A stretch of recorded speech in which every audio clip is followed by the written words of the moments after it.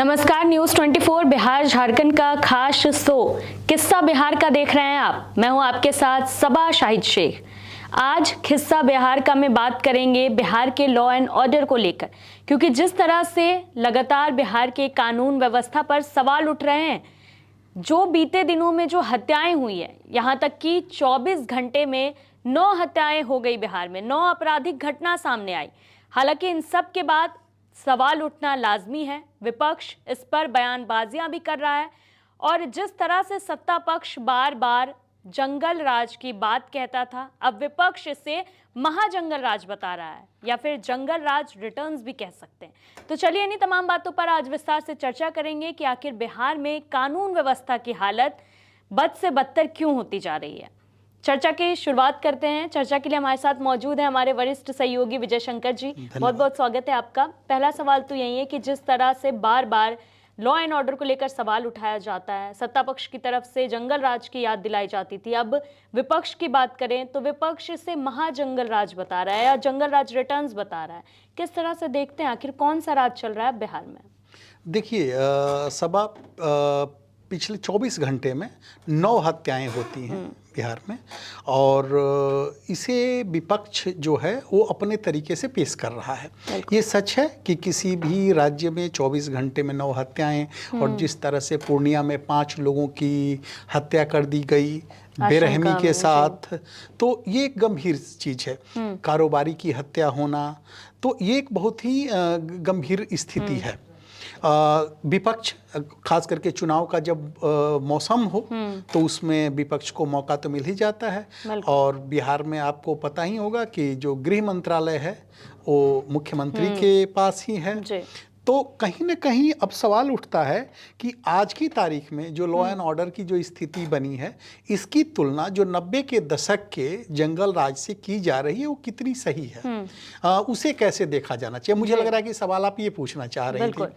तो 1990 के दशक और आज के जो बिहार की स्थिति है, दोनों की तुलना नहीं हो सकती।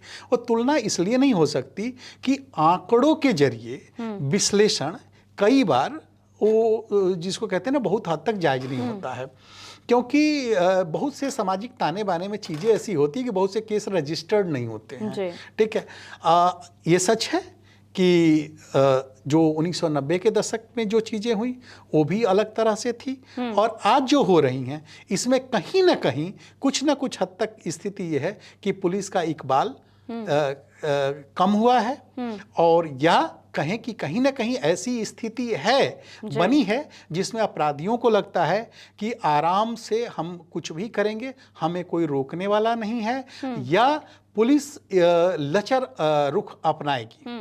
तो क्या लगता है, पुलिस का इकबाल खत्म होते जा रहा है, अपराधियों के हौसले बुलंद होते जा रहे हैं, अपराधी का जोश हाई हो चुका है बिहार में? नहीं, इसको अपराधी का जोश कब हाई होता है कहीं भी? देखिए, पुलिस हर जगह की सक्षम होती है, पूरा पुलिस का जो तंत्र होता है वो सक्षम होता है। अपराधियों का गिरोह बहुत छोटा होता है, आपस में जो संगठित अपराध भी होते हैं वो छोटा होता है। वो ऐसी स्थिति कब पैदा होती है कि जब उनके हौसले बुलंद होते हैं, और पुलिस कब एक्शन नहीं ले पाती है या अपराधियों के ऊपर नकेल नहीं कसती है या कसने में हिचकती है, जब उसे पता होता है कि ऊपर जो बैठी जो टॉप लीडरशिप है, जो पॉलिटिकल लीडरशिप है, उससे उसको क्लियर इंडिकेशन नहीं मिलता है। जब उसको क्लियर इंडिकेशन मिलता है कि हमें अपराधियों को या किसी को भी कुचल देना है, उसको किसी भी कीमत पर बर्दाश्त नहीं करेंगे, पुलिस को लगता है कि हम जो भी एक्शन लेंगे, जो भी करेंगे, उसमें पॉलिटिकल लीडरशिप हमारे साथ रहेगी। तो कहने का मतलब, जब पुलिस के सामने असमंजस की स्थिति नहीं होती है तो वो अपराधियों से आसानी से निपटती है। हमको लगता है, मैंने मुझे ऐसा लग रहा है कि कहीं ना कहीं बिहार पुलिस में ये असमंजस की स्थिति जरूर है कि अगर एक्शन ले लिया या बहुत हमने कमर तोड़ने लगे अपराधियों की, उनका मतलब मुठभेड़ होने लगी या कोई भी स्थिति अगर ऐसी बनती है, तो पता नहीं पॉलिटिकल लीडरशिप की तरफ से क्या मैसेज हो।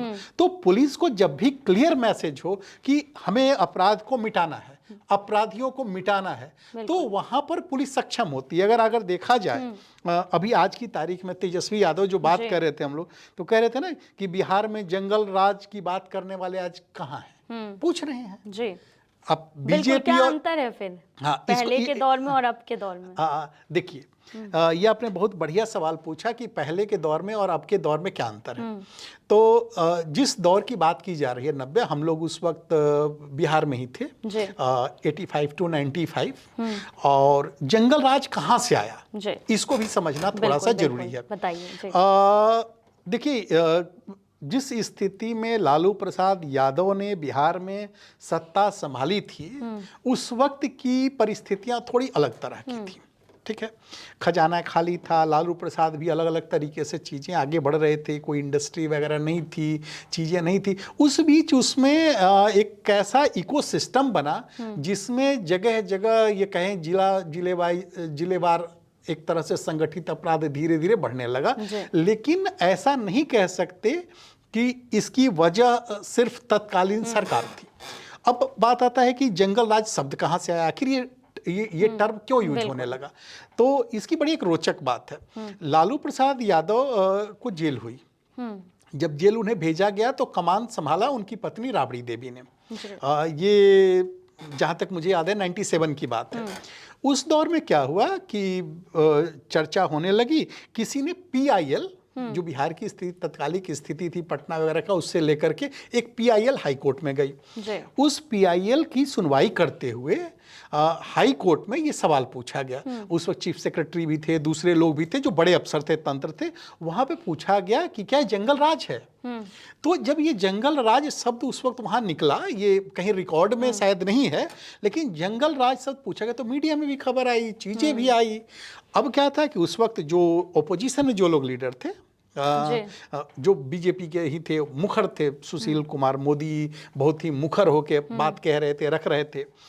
लालू और सुशील कुमार मोदी एक साथ छात्र आंदोलन में भी थे। तो उस वक्त जब ये बात हुई, आगे बढ़ी, तो मुख्यमंत्री की कुर्सी पर कौन थी? राबड़ी देवी।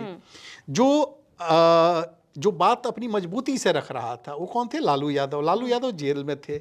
विपक्ष जो मुखर था सुशील मोदी।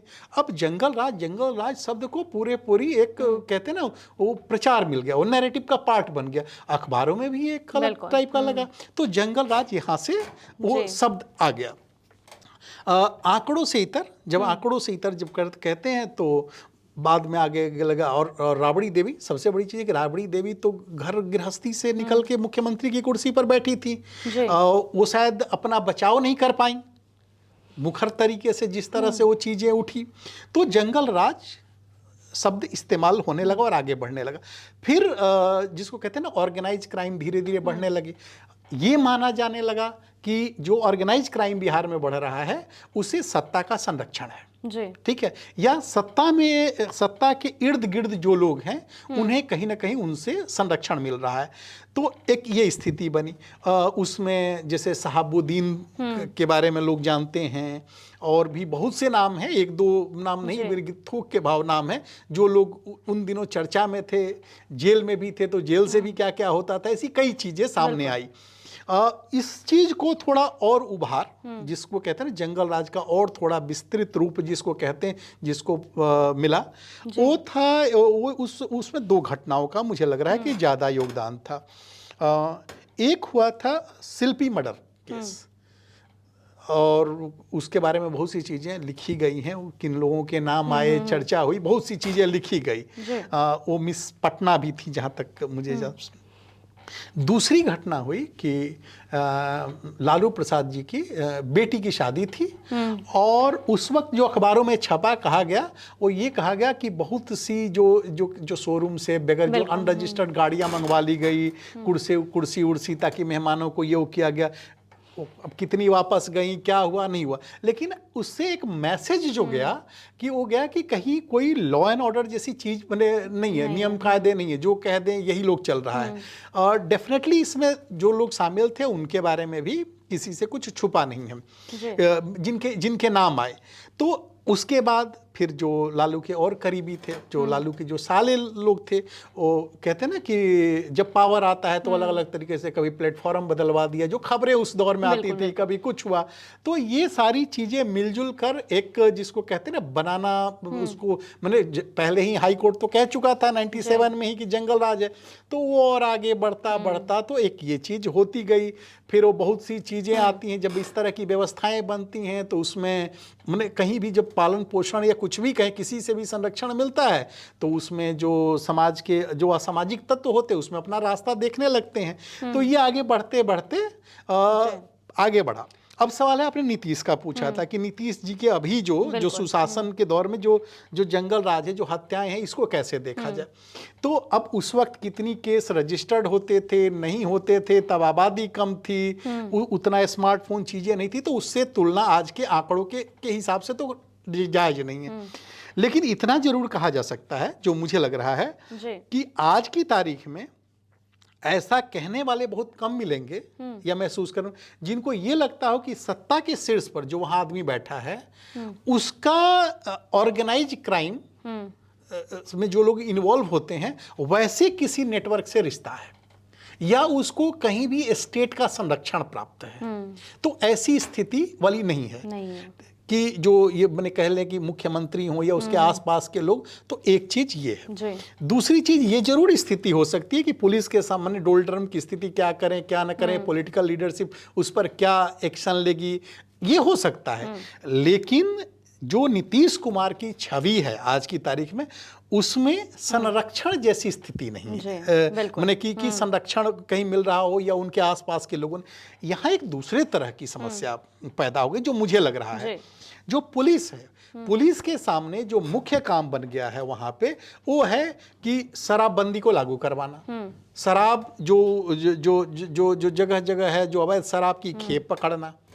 बिहार में आपको पता है कि किस तरह से, और बिहार लैंडलॉक स्टेट है चारों तरफ से, इधर से यूपी झारखंड सारी चीज़ें आप हिसाब किताब में, तो ऐसे में शराबबंदी लागू करवाना एक बड़ा मुश्किल काम होता है। और जब ये नहीं हो पाया, मैंने तमाम कोशिशों के बाद जब इस तरह की चीज़ें नहीं बन पाई, तो मुझे लग रहा है कि मुझे क्या लग रहा है, जो वहाँ के जो लोग जानते हैं देखते हैं उनके मुताबिक ये वहाँ पर एक पैरेलल जिसको कहते हैं ना, उस वक्त जब कहते हैं अपहरण इंडस्ट्री चल रही थी, दूसरी चीज़ चल रही थी, तो आज जो अवैध शराब का कारोबार आना जाना जो चल रहा है, ये एक पैरेलल खड़ा हो गया है और ये कहीं ना कहीं एक समस्या पैदा कर रहा है। दूसरा, बिहार में आपको पता होगा कि लैंड डिस्प्यूट बहुत ज़्यादा है। ज़्यादातर जो हत्याएं हैं उसकी वजह जमीन विवाद में है की वजह से हैं। जी अच्छा विजय जी, एक बात बताइए, जिस तरह से बार बार विपक्ष की तरफ से सवाल उठाया जा रहा है लॉ एंड ऑर्डर को लेकर, सत्ता पक्ष की तरफ से कहीं ना कहीं ये तो कहा जाता है कि कार्रवाई हो रही है और कार्रवाई किया भी जाता है, लेकिन रोक क्यों नहीं लग पा रहा है? जैसा कि कहाँ लूप होल क्या है जो ऐसी घटनाएं हो रही है? मैं एक आपको आंकड़ा देता हूं, ठीक है। मैं वही थोड़ा सा स्टडी कर रहा था जी। तो पिछले साल हर महीने औसत 232 मर्डर हुए हैं बिहार में। आपको जान के हैरानी होगी कि बिहार में जो पुलिसिंग है, पुलिसों की स्थिति, पुलिसकर्मियों की बहुत अच्छी नहीं है। 1 लाख आबादी पर सिर्फ 81 पुलिस वाले हैं, 81, और देश में औसत 155 पुलिसकर्मी हैं। भारत में जो पुलिसिंग के लिए औसत 155 और बिहार में 81। यूपी जैसे स्टेट में भी 135 हैं, महाराष्ट्र में 137 हैं, दिल्ली में 380 हैं। अब नॉर्मली जो अपना राष्ट्रीय औसत है वो है 1 लाख आबादी पर एक थाना, और बिहार में 75,000 या उससे कम पर औसत है, तो 1 लाख आबादी पर एक थाना है। तो 24 घंटे मैंने अगर पूरे अगर आप कैलकुलेट करें तो करीब 1200 थाने बिहार में हैं, 1200 से थोड़ा सा ज़्यादा। तो अभी भी करीब 400 नए थानों की जरूरत है। आप सोचिए जितने पुलिस में सीधे डबल करने की जरूरत है। तो कहने का मतलब कि पुलिस भी उनको भी मैन पावर की दिक्कत से गुजर रही है। जो नई तकनीक है उसके हिसाब से उनको भी मॉडर्नाइज करने की जरूरत है। तो ऐसी कई चीजें हैं जो पुलिसिंग उस लेवल पर करने की जरूरत है। लेकिन एक जो सबसे इंटरेस्टिंग चीज जो मुझे लग रहा है कि बोलना चाहिए और कहना चाहिए वो ये है कि मुझे लगता है कि बिहार का जो पूरा इकोसिस्टम है उसमें जंगल राज एंड लॉ एंड ऑर्डर बहुत बड़ा मुद्दा चुनाव में नहीं रहा है। ये चुनाव जिताने में मदद नहीं कर सकता। ये बढ़िया नैरेटिव बना सकता है, आप घेर सकते हैं, माने जो सत्ता पक्ष है दूसरे को कर सकते। अब आप बताइए कि आज की तारीख में 2005 से तो नीतीश जी हैं, कभी आरजेडी का समर्थन रहा, कभी बीजेपी का रहा, सत्ता में रहे हैं। उससे पहले आरजेडी का जो था, लेकिन एक जो स्थिति है उसमें अब जो 25 साल, करीब 2005 से 20 साल हो गए, 20 साल हो गए। अब 20 साल पहले या 2000 की भी अगर आप बात करें तो 25 साल में तो बहुत कुछ बदल चुका रहता है। किसको याद है? एक चीज। दूसरी, जो लोग बिहार में जिनको लग रहा था कि जो नौकरी पेशा थे, पैसे वाले थे, जिनको उस जंगल राज जिसकी हम जो हम लोग क्या मैंने जो बातें हो रही हैं, जो सत्ता पक्ष के लोग भी कल तक जो बातें कर रहे थे, वो उसमें से ज्यादातर लोग जो पढ़े लिखे पैसे वो तो धीरे धीरे बाहर निकल गए बिहार से। वहाँ जो आदमी रह गया वो तो खेत में काम कर रहा है, गरीब है, ज्यादातर मेजोरिटी, तो वो उसी इकोसिस्टम में रहना उसने सीख लिया है। तो मुझे लग रहा है कि जो लॉ एंड ऑर्डर और जंगल राज हम लोग को यहाँ से कहने में लग रहा है, वो वहाँ पे दूसरे तरह की उसकी भूमिका, उसको बहुत ज़्यादा सीरियसली लोग नहीं लेते जी। ये जो कहते हैं अखबारों में लेक्चर के लिए चीजें, लेकिन चुनाव में मुझे लग रहा है कि बहुत ज्यादा वोटिंग पैटर्न को प्रभावित करने में उस तरह से मददगार नहीं साबित होता है ये प्रभावित। इसी तरह से एक दूसरा चीज जैसे विकास की हर चुनाव में बात होती है, लेकिन बहुत कम ऐसे आपको मौके मिलेंगे जब डेवलपमेंट के नाम पे चुनाव जीते गए हों। डेवलपमेंट के नाम पर जिसने भी जब भी आगे किया तो कई बार उसको झटका ही लगा। तो कहते हैं ना कि जो इलेक्शन जीतना जो जीतना है वो मैथमेटिक्स से ज्यादा केमिस्ट्री है। जी बिल्कुल। ठीक है विजय जी, वाइंड अप करने से पहले एक किस्सा सुना दीजिए, अपने दौर का भी चलेगा या पहले का, जो आपने देखा हो सामने से या सुना हो। देखिए, देखा सुना तो बहुत सी चीजें हैं, लेकिन एक मेरे, चूंकि लॉ एंड ऑर्डर की बात हुई है तो मेरे एक मित्र हैं, उन्होंने मुझे एक बात बताई थी जी। वो लोग शिमला के हैं, तो उनके सेव के बागान हैं। तो उस वक्त क्या होता था कि शिमला से वो ट्रक में लोड करके वो कलकत्ता में बेचते थे। कलकत्ता में बहुत अच्छा पैसा मिलता था। और ये घटना वो मुझे बता रहे थे 2002 या 3 की होगी। तो उनके पिताजी ने कहा कि ऐसा है कि अपने मामा के साथ तुम निकल जाओ कलकत्ता, वहाँ पर सेव वगैरह, यहाँ से ट्रक लोड होके ट्रक के रास्ते जाएंगे और तुम लोग अपना देख लो, ट्रेन के रास्ते चले जाना। अब पहाड़ के लोगों को ट्रेन वगैरह का ज़्यादा आइडिया रहता नहीं है। तो उन्होंने क्या किया कि सर्च मारा होगा या जो भी करके, तो एक तूफान मेल चलती थी, तो तूफान मेल का टिकट कटा लिया। अब क्या होता है कि जब आप यूपी का जो यूपी और बिहार के बॉर्डर पर एक नदी बहती है कर्मनासा के पुल को पार करते ही, जैसे ही उस पर जो पुल बना है वो ट्रेन पार करते खड़खड़ की आवाज़ आती है और पार करते हैं बिहार की सीमा में दाखिल हो जाते हैं। ये बेसिकली बिहार यूपी का बॉर्डर भी उसको कहा जा सकता है। और उनकी ट्रेन करीब सुबह में 5-6 बजे के आसपास बक्सर के आसपास पहुंची। जैसे ही वो लोग वहाँ पे, जैसे नहीं सोया रहता है उस वक्त, सुबह सुबह आदमी बक्सर रुकते ही लोग चढ़ गए आराम से, ट्रेन में चढ़ गए। अरे बैठो बैठो भाई साहब, बैठो बैठो, बैठाने लगे, उसको सीट से बैठा दिया जी। और बैठाने के बाद क्या हुआ, थोड़ी देर के बाद ये लोग को लग रहा था कि हमारा तो रिजर्वेशन है, हमें कैसे हटा दिया, बैठा दिया। अभी समझते तब तक थोड़ी देर में वो जो हमारे मित्र थे, मित्र हैं ठीक है, उन्होंने कहा कि मैं अपनी गले में सोने की चेन थी, हाथ में घड़ी थी, तो हम लोग मैं खिड़की की तरफ ऐसे हाथ करके बैठा हुआ था ऐसे। तो जो लोग बैठे थे बोले, ऐसा है भाई साहब, जरा जो हाथ भीतर कर लीजिए। तो बोले क्यों? एक तो ऐसे ही खुंदक में थे कि हमें उठा दिया टाइम से पहले, और हाथ अब भीतर करने के लिए बोल रहा है, ये हमें ये भी बताएगा क्या? बोला कि कोई बात नहीं, कहीं ऐसा ना हो ना कि उसको माने घड़ी के चक्कर में आपका हाथ उड़ा दे। तो कहीं ना कहीं चीज़ें ऐसी परसेप्शन चीज़ें थी कि बिहार में कुछ भी हो सकता है, कहीं भी एक डर भय का तो माहौल कुछ ना कुछ था, कुछ बनाया गया था, कुछ बन रहा था, कुछ ऐसी हवा ही थी।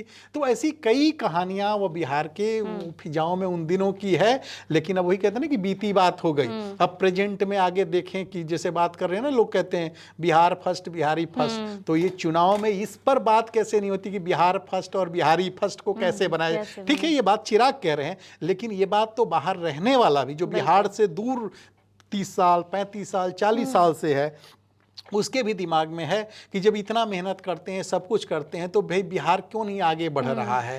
तो ऐसी कई चीज़ें हैं, लेकिन ये जरूर है कि इलेक्शन में चाहे जितने भी जंगल राज की बात हो, मुझे लग रहा है कि जब वोट देने ईवीएम पर बटन दबाने जाता है आदमी, तो शायद तब उसके दिमाग में ये नहीं कुछ और मुद्दा रहता है। इसकी बात भी कभी हम लोग किया जाएगा। बिल्कुल बिल्कुल विजय जी, बहुत बहुत शुक्रिया आपका हमारे साथ जुड़ने के लिए। धन्यवाद। बिहार में लॉ एंड ऑर्डर को लेकर लगातार सवाल उठ रहे हैं, हालांकि हालात कब सुधरेंगे ये देखने वाली बात होगी। फिलहाल के लिए इतना ही। देखते रहिए News 24। नमस्कार।